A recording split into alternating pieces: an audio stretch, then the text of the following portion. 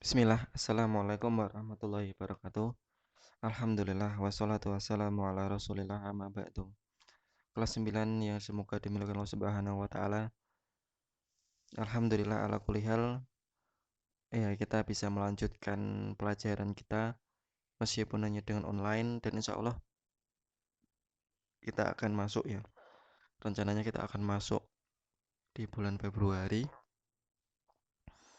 dan sebagian dari antum sepertinya gagal paham ya. Naam, gagal paham terkait tentang uji coba.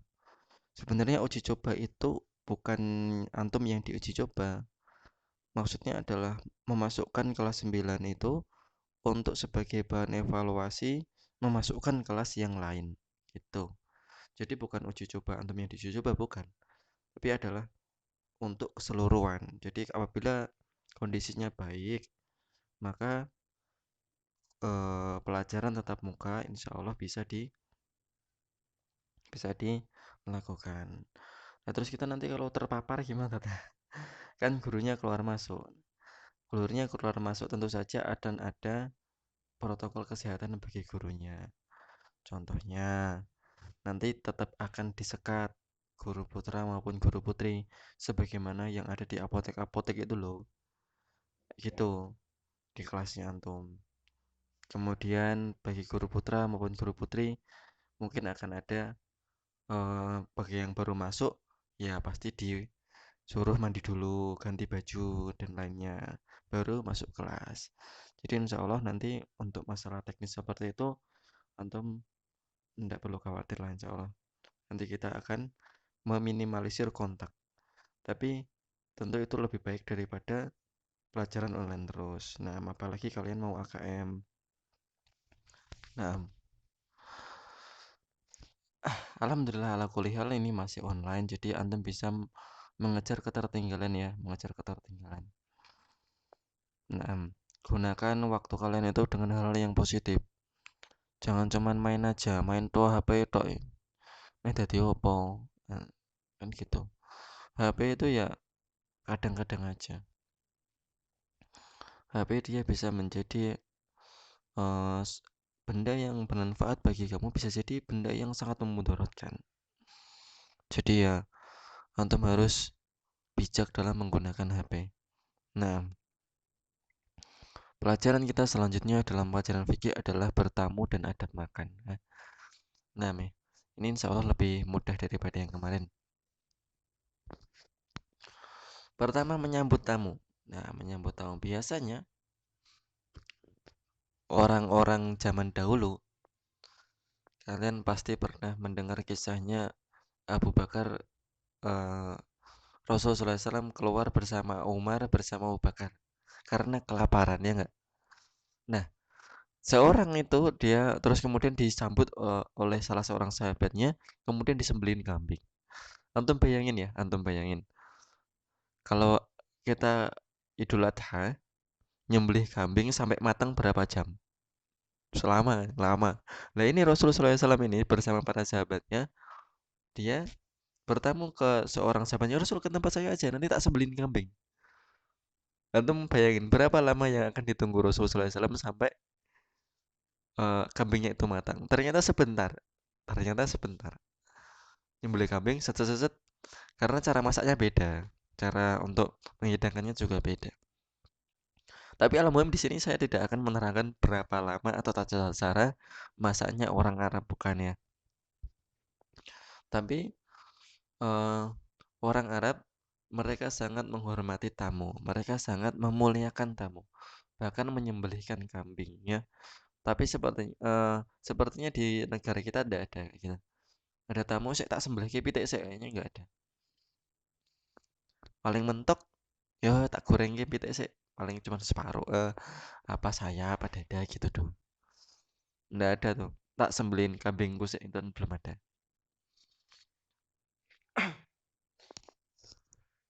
Nah, kemudian hukumnya wajib memberi makan tamu selama sehari semalam dan dianjurkan lebih dari itu.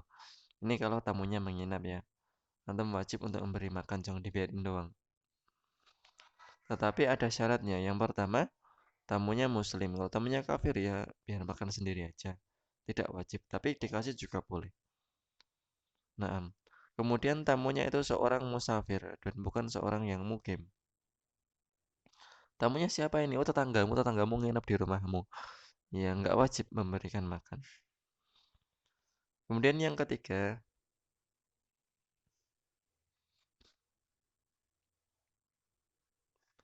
hendaknya terjadi di desa dan sejenisnya.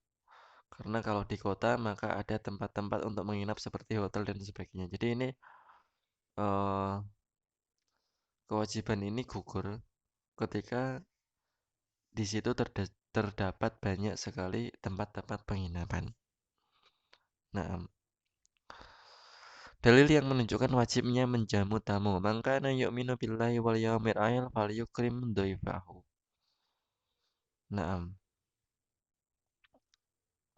ini ini hadisnya panjang sebenarnya. Yang senada dengan ini.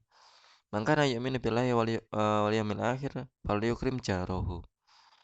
Terus kemudian yang kedua, maka yu'minu billahi wal yaumil akhir falyukrim dhaifahu. Kemudian yang ketiga, maka yu'minu billahi wal yaumil akhir falyakul khairan aw liyasmut. Wa fi riwayat aw liyaskut. Nah, ini hadis yang lengkap. Bahwasanya barang siapa yang dia beriman kepada Allah dan hari akhir, maka dia memuliakan tamunya. Istimbat yang bisa diambil dari hadis ini adalah Allah Subhanahu wa taala menggandengkan antara perkara akidah dan juga perkara akhlak muamalah. Maka barang siapa yang akidahnya lurus, yang tauhidnya benar, pasti akhlaknya bagus. Nah, dan banyak sekali uh, hadis-hadis yang menerangkan, yang menggandengkan antara perkara akidah dan juga perkara akhlak. Maka jangan, maka uh, baik buruknya akidah atau tauhid seseorang itu diukur dari akhlaknya juga. Apabila akhlaknya buruk, maka pasti dia akidahnya juga buruk. Akidahnya nggak benar. Nah, sebagaimana dalam hadis ini, yang mana seorang yang punya akidah yang benar, yang sahihah, yang sahih, dia pasti memuliakan tamunya. Naam. Kemudian qala wa ma jaizatuhu ya Rasulullah. Apakah hadiahnya wahai Rasulullah? Maka Rasulullah SAW menjawab, yamun walailatun. Beliau menjawab jamuan sehari semalam. Itu yang wajib. Ya, memberi makan dan jamuan.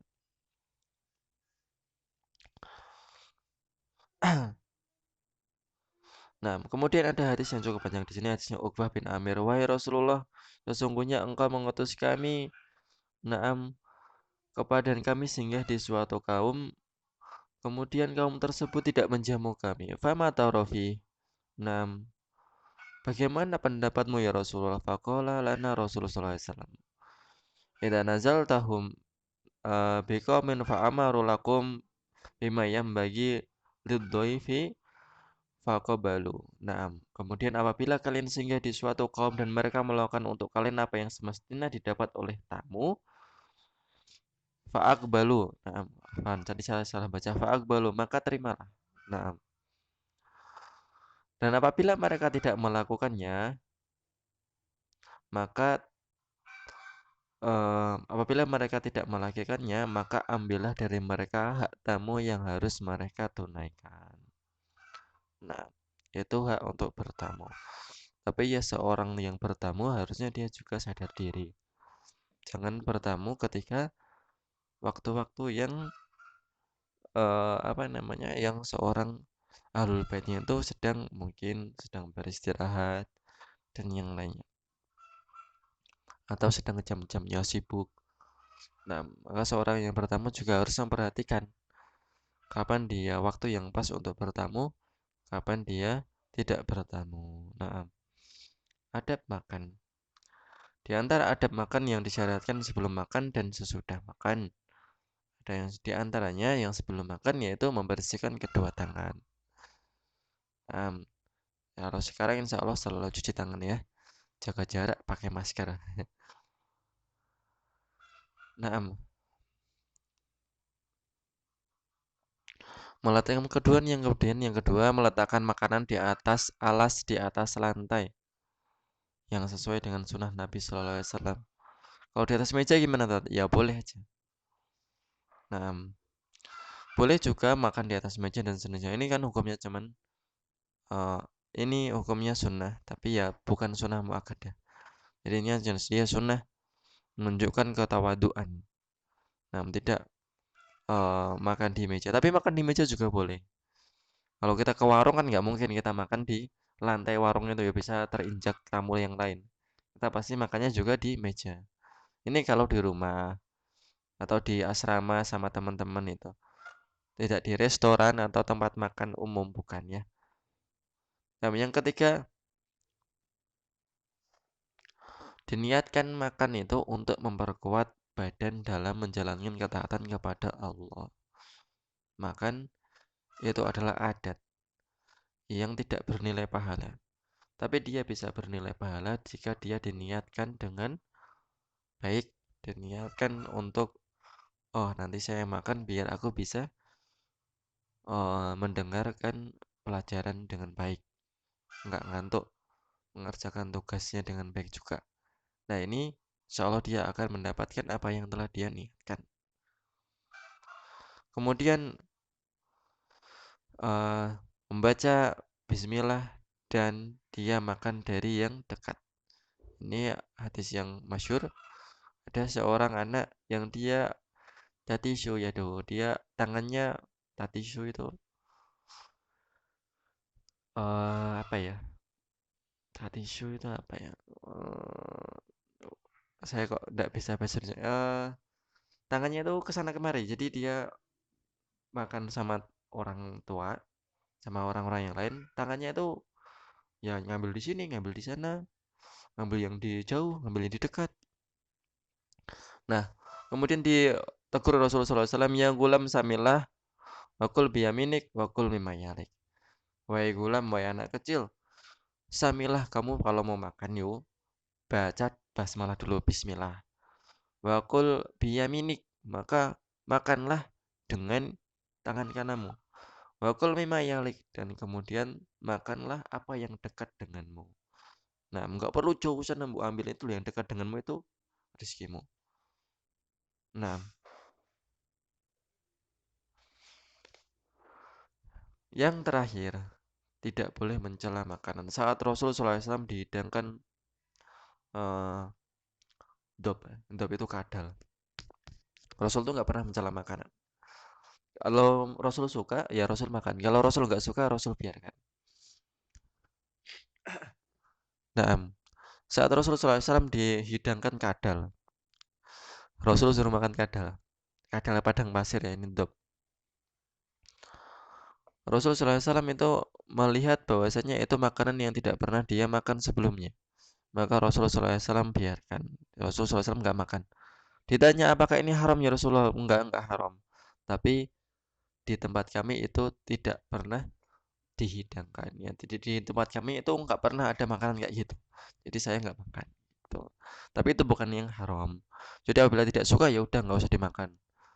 Namun tidak perlu mencelanya. Wah, Raina, Kasinen dan yang lainnya. Itu tidak perlu. Nah, cukup dari saya. Assalamualaikum warahmatullahi wabarakatuh.